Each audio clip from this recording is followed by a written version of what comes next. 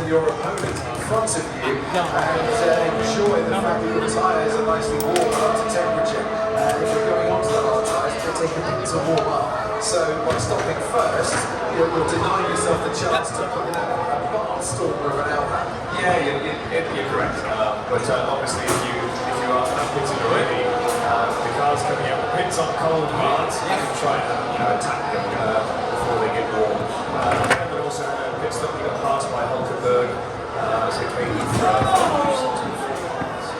Esteban Ocon still going at those medium tyres, a little bit wider than he would have wanted. That would give Lewis Hamilton all the encouragement he needs through turn 4 to gain that little bit more. They're on the run down towards turn 5 now as the stewards are looking at Alex Albon for the starting procedure infringement. So there's the incident with Hamilton that we saw, that's under investigation, and the starting procedure infringement as well. It might be London bus time for Alex Albon.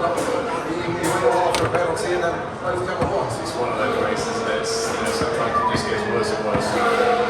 So we have a 5-second penalty for jump start.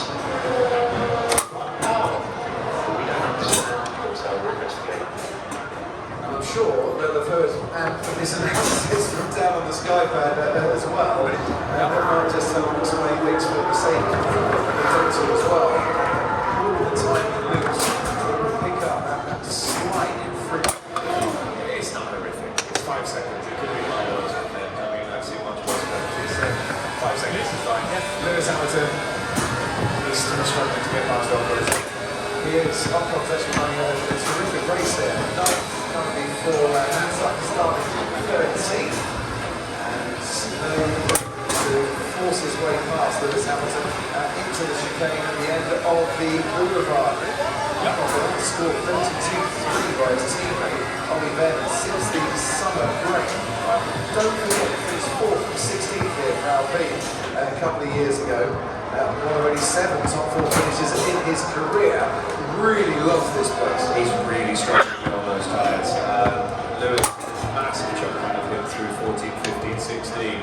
I think it's going to happen. This move is going to happen on this lap. Yeah, with DRS, Hamilton is gaining on Ollie there, but he's going to have to just stick by him and behind him for a few more corners. As I say that, Alex Albon has handed a 5-second time penalty for causing a collision on Lewis Hamilton when they were scrapping away.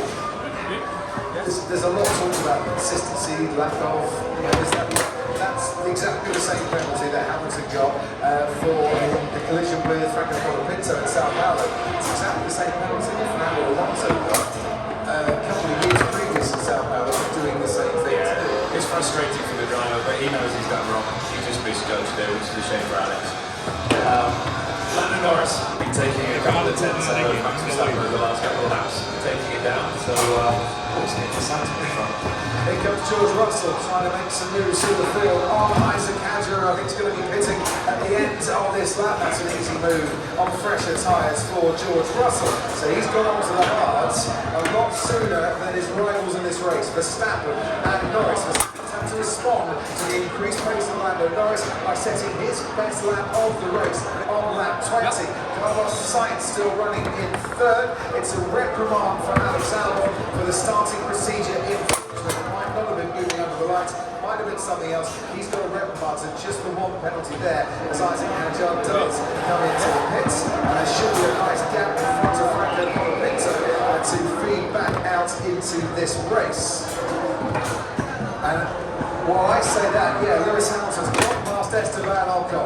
Has finally made that move.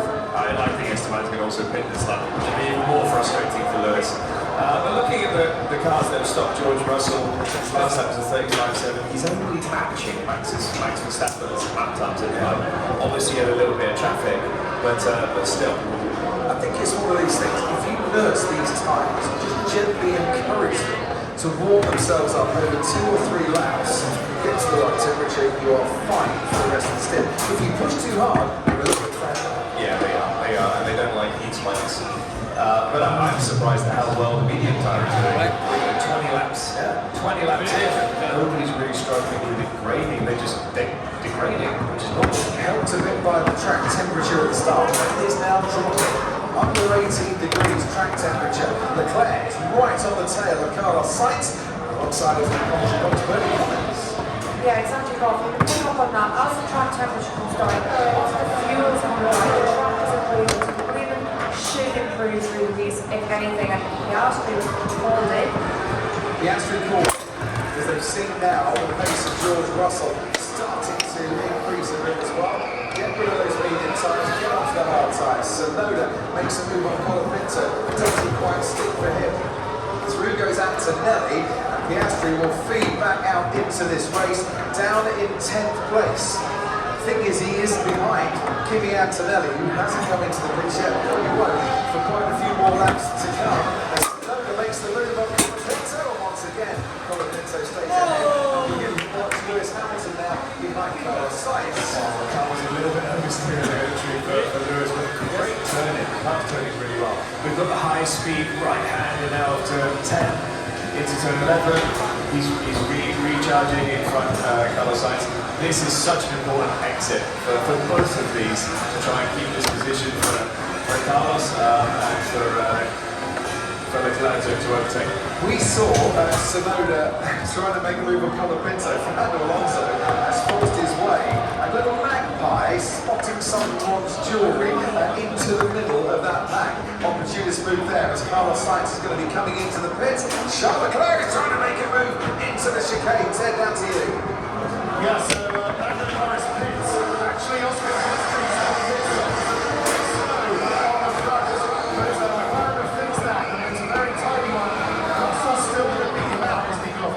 Quite comfortably by a second or two, but Lando obviously will have fresher tyres. Well, he is going to make it by about a second and a half. Spot on there, Ted Kravitz.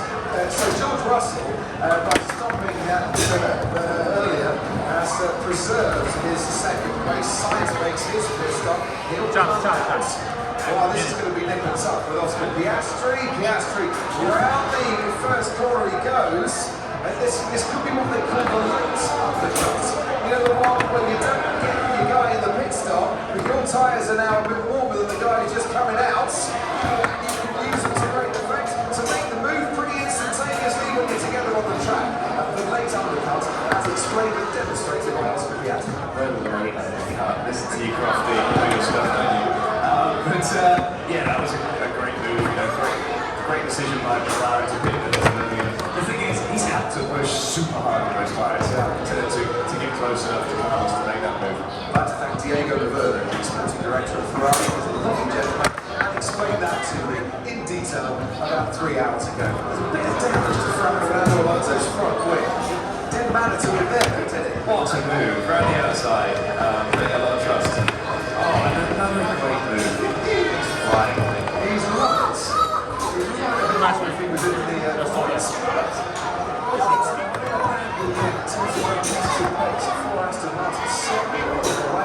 As I said earlier, his Aston Martin's highest start since the summer break. Esteban Ocon now has Kimi Antonelli right behind him. Watch some of these early hard tyre runners are still very, very much in the game here. That's Antonelli and that's also Lewis Hamilton. If Leclerc pits now, Piastri is going to be about a second ahead of him. But that might change. You never know on that one. Leclerc has got great pace, so they're just hanging out there. McLaren might have a two-stopper. It might be a one-stopper for Ferrari. You need to bear that in mind a little bit, and you might see a mix of strategies depending on whether you're suffering too much with the graining or not. Yeah, so far it doesn't look like they have any issues at all. Max Verstappen still pumping in the 1 minute 35, so he's since everyone else is pitted behind him, he's really pushing. He's 20 seconds in front of Charles Leclerc now. He's almost a pit stop ahead, so isn't he on that one? It's about 3 laps ago that Verstappen responded to Norris by setting the fastest lap of the race. Do you want to tell me 2 things? Am I doing my race or am I trying? So that I think this is the more everyone. We want to go forwards, but the way to see Russell already at the end. We want better time for him at the end. So explain that one for us, Bernie Cummings. Yeah, exactly. What they're discussing there is, Norris is asking, how much question are you trying to get these guys? How much time on the front? What is my best way to get my wheels? How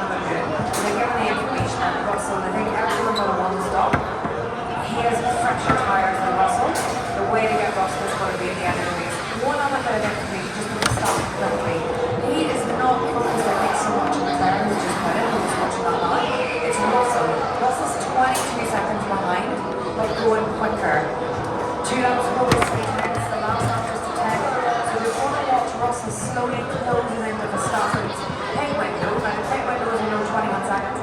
Got it away from the warm-up properly, so you need more margin than 21 seconds. So Charles Leclerc has got, by staying out longer, ahead of Carlos Sainz. Will we see the late undercuts play here? Piastri is ahead and has gone through to 8th place. And Esteban Ocon still through those mediums in 7th. He is. I couldn't quite get there, could he, Carlos? He got so close, but didn't quite have the speed to make the move on sharp. Max Verstappen is coming in, and he should now be a pit stop clear on George Russell. If they get it right in Red Bull, it might come out just under a second ahead of George Russell. So the Max very was before George Russell had to back off because his tyres were raining round about 17 laps ago. I think George Russell knows that Max Verstappen's pitting. He's just thrown in a purple segment, middle sector. He's matched the first sector as well, so he knows this is coming. What used to be at Mercedes hammer time, as Max Verstappen was a bit long on his marks there, is now turned into a Russell Cross.